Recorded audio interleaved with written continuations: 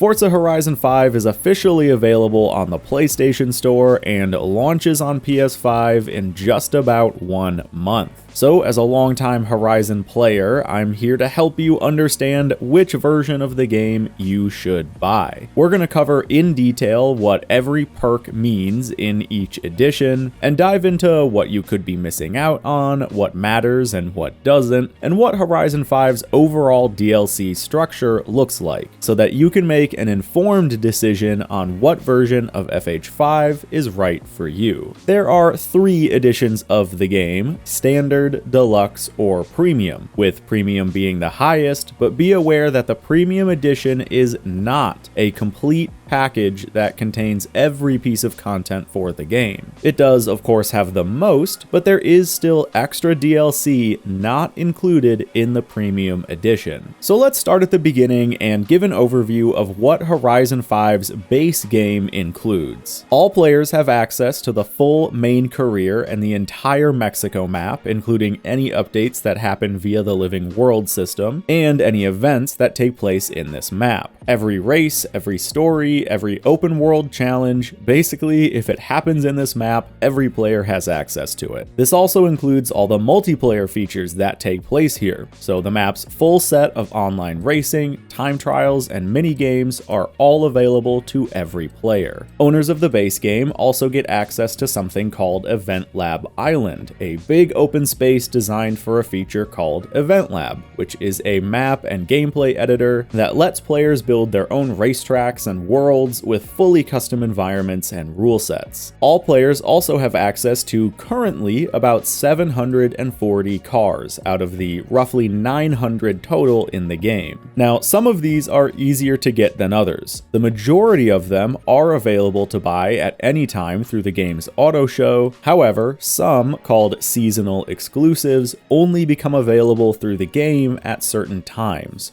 But these can always be traded through the player-run auction house. So just be aware that even though the base game gives you access to about 740 cars, only around 450 of those are available to buy normally, while the others come from in-game challenges, rare drops on wheel spins, rare and often expensive auction house listings from other players, limited time seasonal events, or something called the backstage that requires a rare currency. All players also get access to the game's seasons, known as the Festival Playlist. For the past 3 years, we've gotten a brand new playlist every month for a total of 43 playlists. But now, instead of new ones, players vote on which one of the old playlists should return for the coming month. The majority of the events and all major rewards are available to every player. However, there are a few small events with small rewards each week that are exclusive to owners of the expansions. So with that said, Horizon 5's base game comes with a mountain of content. You've got hundreds of cars, years worth of updates, the vast majority of online features and player-created event labs, and a whole lot of other stuff. Unless you're hoping to drive a specific car that's only available via paid DLC, you really won't feel like you're missing out on anything while you play through the base game. It's not like you're going to be getting constant reminders about areas of the map you can't access or events you can't compete in. It feels like a complete experience, and that's because it is. With that said, let's explain what the paid DLC and expansions get you. Horizon 5 currently has 2 full-sized expansions. These are Hot Wheels and Rally Adventure. Both of them are relatively contained experiences that in most ways don't change the base game. They each have their own maps that are not connected to the base game's world, they each have their own campaigns, missions, mechanics, and progression, and the only major pieces of content that carry back into the main game are the new cars. The Hot Wheels and Rally Adventure expansions each add 10 new cars to the game. Each expansion also has its own multiplayer functionality that takes place within its respective map. For example, if you want to compete in an online time trial or race with your friends on a race layout from one of the expansion maps, you do need to own that expansion. That said, even for longtime players, the vast majority of online racing happens in the base game, or on the free Event Lab Island. so don't worry about missing out on the multiplayer experience if you don't have the expansions. These are focused instead on giving you about 10 hours each of new single-player gameplay. Horizon games also offer something called the Car Pass. When these are initially released, the concept is that you pay upfront for a set amount of cars that have yet to be revealed, and then each week a new car will come out that Car Pass owners all get access to for free. However, obviously the game has been out now for over 3 years, and Horizon 5's Car Pass is complete, with a total of 42 cars. Purely based on cars per dollar, this is by far the best deal across all of Horizon 5's DLC. Horizon 5 also has other smaller paid car packs. These contain a handful of themed cars for usually somewhere between $1 to $2 per car. These car packs are not included in any edition of Forza Horizon 5. However, they are all wrapped up into their own single Ultimate Car Pack collection that is currently sold on Xbox and PC for $50 and gets you over 50 new cars. Now, there are a few more pieces of DLC that Horizon 5 offers. The treasure map, which reveals the location of all hidden bonus boards and barn finds. The VIP pass, which gives you some exclusive items and speeds up progression a bit. And the only repeatedly purchasable microtransaction in the game, car vouchers, which can be exchanged for any car in the auto show. Alright, now with a rough overview of all the extra stuff you can buy for Horizon, let's go over each edition of the game. The standard edition is obviously pretty easy to cover. It's the base game that we talked about earlier, and nothing extra. You are not really going to feel like you're missing a chunk of the game by just getting this version. Again, unless you really want to drive some of those DLC cars. All the DLC for Horizon 5 can be purchased later,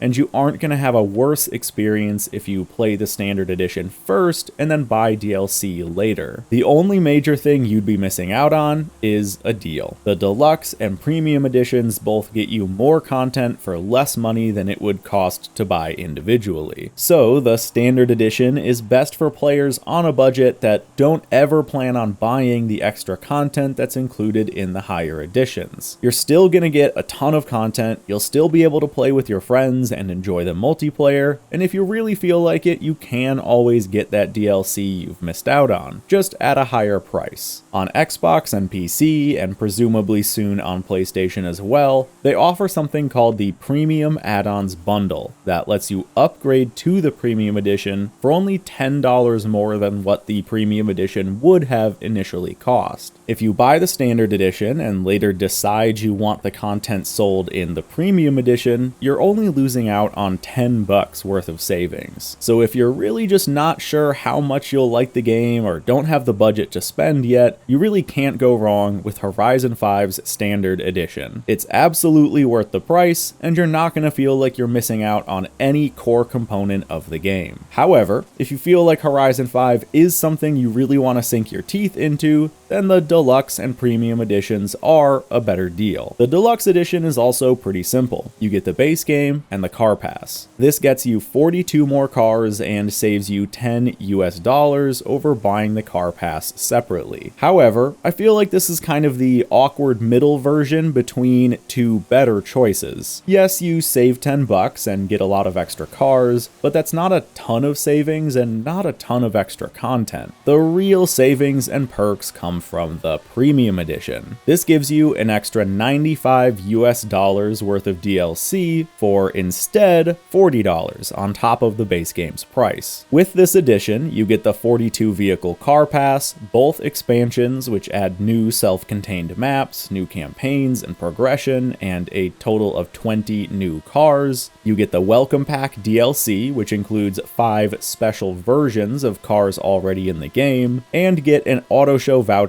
and some clothing vouchers, and you get one of the player houses for free instead of having to pay for it. With Premium, you also get the VIP membership. This gives you 3 Forza Edition cars, which are specially tuned versions of already existing vehicles. You get a couple of unique vanity items like clothes, a horn, and another free player house that you normally would have to buy. And then arguably the more important things, a permanent crown badge affixed to your name in the game, as well as doubled payouts for races and 2 free super wheel spins every week, which are basically loot boxes that the game gives you a ton of anyway. These cannot be purchased with real money. Now it's worth mentioning that it is very easy to earn money in Horizon 5. Most longtime players will end up with tens or even hundreds of millions of credits and not much to really spend it on. So while the free houses, higher race payouts, and extra wheel spins are nice, they are in no way whatsoever necessary. So don't feel like you're missing out without those perks. It's really just a minor bonus on top of a game economy that's already very easy to make money in. Now finally, the Premium Edition also gets you 3 days of early access, allowing you to start playing on April 25th instead of the 28th.